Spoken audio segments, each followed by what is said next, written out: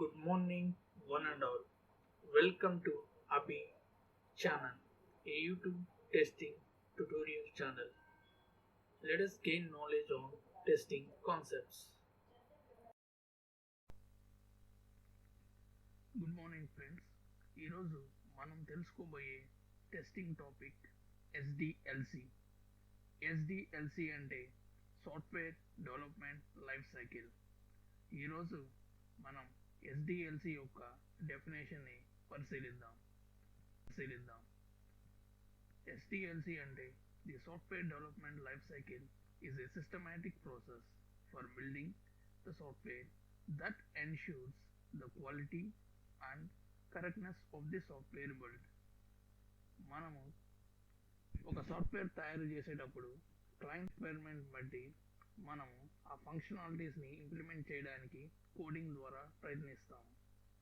ఈ ప్రయత్నించేటప్పుడు మనం ఒక సిస్టమాటిక్ పద్ధతిని ఫాలో కావాలి, అంటే ఒక క్రమ పద్ధతిని ఫాలో కావాలి. ఈ క్రమ పద్ధతిలో ఆ సాఫ్ట్వేర్ని తయారు చేయాల్సి ఉంటుంది. ఈ క్రమ పద్ధతిని తెలియజేసేది మనకు SDLC. ఈ క్రమ పద్ధతిలో అంటే ఈ SDLC ప్రకారము ఫాలో అవడం వల్ల మనము సాఫ్ట్వేర్ని ఒక క్వాలిటీ సాఫ్ట్వేర్గా మనము క్లయింట్కి అందించగలుగుతాము.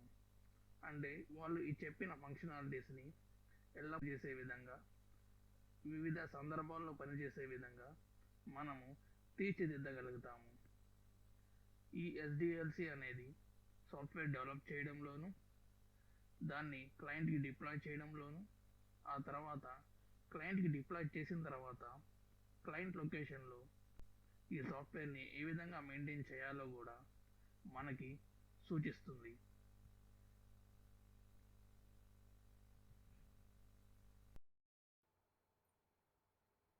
ఫ్రెండ్స్, SDLCలో ముఖ్యంగా 6 ఫేజెస్ ఉంటాయి.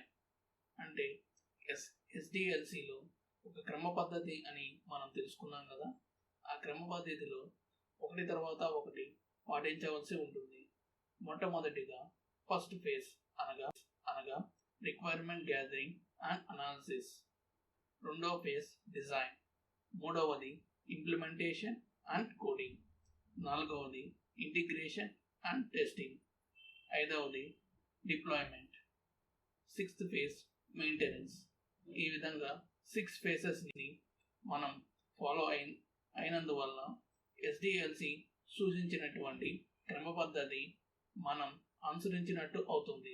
ఈ విధంగా క్లయింట్కి అందించవలసినటువంటి ప్రాజెక్టు నాణ్యతా ప్రమాణాలతో మనం తీర్చిదిద్ది అందించగలుగుతాము.